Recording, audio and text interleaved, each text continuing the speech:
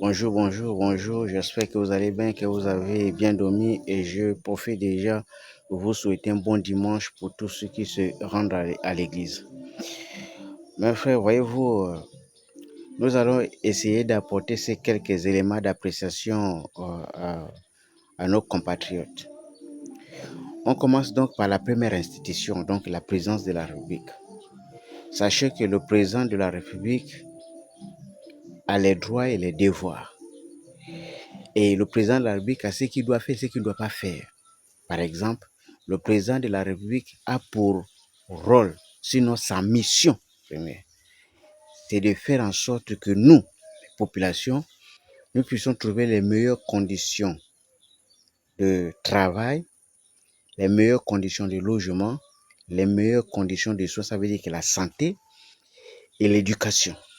Parce que si la santé est bien, l'éducation est bien, il y a les meilleures conditions de logement, les gens vont se sentir de plus en plus à l'aise. C'est ça la mission du président. Faire en sorte que tout ce monde-là, le peuple en général, puisse avoir accès à ces meilleures conditions. C'est ça son rôle. Le rôle du président de la République n'est pas de mentir, n'est pas de faire les dons. Ce n'est pas de son ressort. Il n'est pas là pour faire ça. Lui, il est là pour s'occuper des vrais problèmes de tout le pays. Vous comprenez ça? Quand Ali se déplace, quand vous voyez se déplace là, quand il se déplace, la voiture que vous voyez là, c'est acheté par notre argent. Le carburant, c'est par notre argent. Même les habits qu'il porte, c'est notre argent. La maison là où il dort, c'est notre argent. L'électricité qu'il utilise, c'est notre argent. L'avion qu'il voyage avec là, c'est notre argent. Le kérosène, c'est notre argent. Tout ce que vous voyez Ali utiliser là, c'est notre argent. C'est pas son argent. On ne vous dit pas ça, mais c'est notre argent. Ça veut dire que lui-même, il n'a rien. C'est notre argent qu'il utilise. Maintenant, donc, quand il se présente quelque part pour faire un don, c'est un crime. C'est même dangereux. Même quand tu es un père de famille, est-ce que tu peux donner un gâteau à un enfant et puis laisser les autres enfants comme ça? Il n'a pas le droit de faire un don parce que c'est le père de la nation. Sa responsabilité, c'est de nous mettre dans les meilleures conditions. C'est ça, sa responsabilité. Parce que tout ce qu'il fait là, c'est payé par l'État. Le problème, c'est que nous, on ignore tout cela. Quand vous voyez Ali, quand il est accompagné de sa femme, mais quand il était à Kango, vous avez évalué ce que la femme a porté. Rien que les habits de la femme, là, juste à la chaussure. Si elle revend ça, ça peut développer la voirie de Kango. Mais ça, vous ne pouvez pas savoir parce que ça ne vous intéresse pas. Vous ne vous intéressez même pas au prix de la voiture qui conduit le président. C'est pour nous, c'est notre bien. Tout ce que vous voyez avec lui là, c'est lui. Ça ne l'appartient pas, c'est pour nous. Quand vous aurez compris cela, que ce qu'Ali utilise, comme d'ailleurs ce que la plupart des membres de la famille, comme la plupart des gens qui l'entourent, donc de tous les gens du système, c'est notre argent. Ce n'est pas leur argent. Le ministre, le premier ministre et les membres du gouvernement sont là pour exécuter la politique du président. Ça veut dire que si le président dit on doit construire 12 lycées, le gouvernement doit aller dans ce sens. On doit construire 12 centres de santé, le gouvernement doit aller dans ce sens-là. Le gouvernement, donc le premier ministre et les membres du gouvernement ne sont pas là pour faire la caravane. Ils ne sont pas là pour aller faire les dons, comme vous voyez partout là. C'est une moquerie, on se moque de vous. Un ministre, il n'est pas là, c'est pas un ministre du village. Un ministre, c'est un ministre de la République. Donc, quand vous voyez les Wani Ambroué, les Ber, on les appelle encore comme, j'oublie même tellement les ministres. Bon, tous ces ministres que vous voyez là, et ils ne sont pas là pour aller au village. Les boulots, c'est de donner des projets sur le plan national. Ça veut dire que si le ministre de la Pêche, il doit initier les projets qui concernent l'ensemble du territoire. Ça veut dire qu'il doit initier des projets pour permettre au plus grand nombre de tirer profit. Il n'est pas là pour faire des dons. Il n'est pas là pour aller faire la foire à Port-Gentil, pour donner les poissons aux gens. Ce n'est pas de sa responsabilité. Mais ça là, tout ça, les gens ignorent. Vous ignorez tout ça. Et c'est des gens qui nous coûtent cher. C'est eux qui se moquent encore de nous. Quand vous voyez un député, il vient aller venir vous mentir parce qu'il a double casquette, il a à la fois député, il a à la fois ministre, je ne sais pas trop quoi. Mais le député, il n'a pas la lourde responsabilité de faire des routes, de construire les dispensaires. Ça, ce n'est pas du ressort du député. Le député ne dispose pas d'un budget pour cela.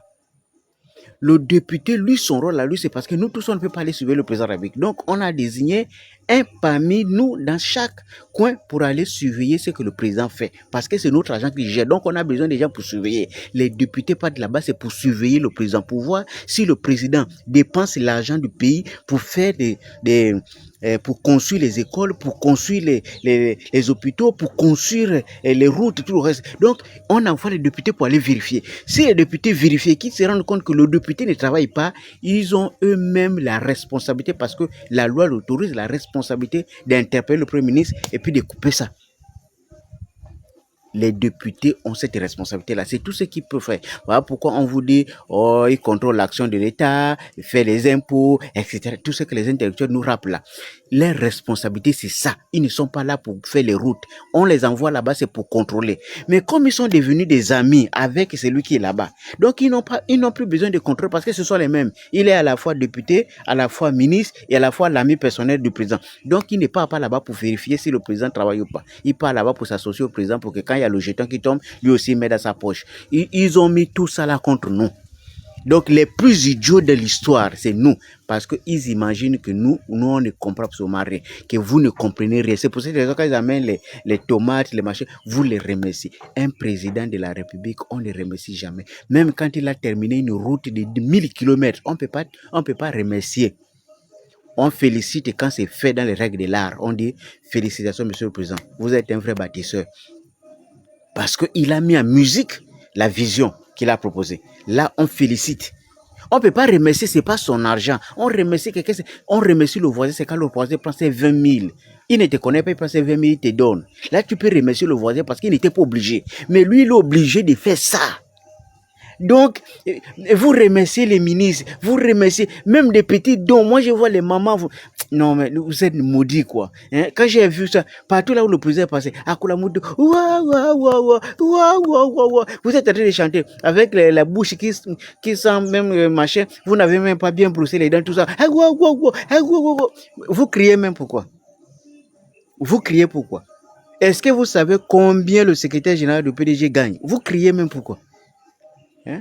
Qu'est-ce qui vous amène pour crier? Vous avez des routes, les places là où il n'y a pas de route. Vous avez tout tellement de problèmes. Vous, ce qui vous intéresse, c'est aller danser, aller crier. Vous ne pouvez pas un jour rester concentré. Le président arrive, personne ne danse. Vous êtes là. Vous entendez la voix du président. Dès qu'il arrive, il commence à parler du président. Excusez-nous, vous allez parler après. Dites-nous ce que vous avez fait de notre argent depuis que vous êtes là, juste à présent. Dites-nous un peu. Parce que nous, on n'a rien vu. C'est le premier département qui va faire ça. Le président va commencer le développement par là-bas. C'est parce qu'on nous considère comme des imbéciles, comme des idiots qui n'arrivent pas à travailler. Le jour où le président va arriver dans un département, personne ne danse. Il va se rendre compte que ici, personne ne danse. Pourquoi? On va dire, monsieur le président, ils sont tous là-bas. Ils vous attendent.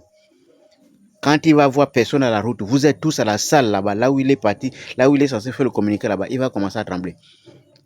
Quand il va arriver là, vous allez dire, monsieur le président, ici, nous, on ne danse plus. Nous, on veut savoir ce que tu as fait de notre argent, juste maintenant. Parce que nous, on n'a rien vu ici.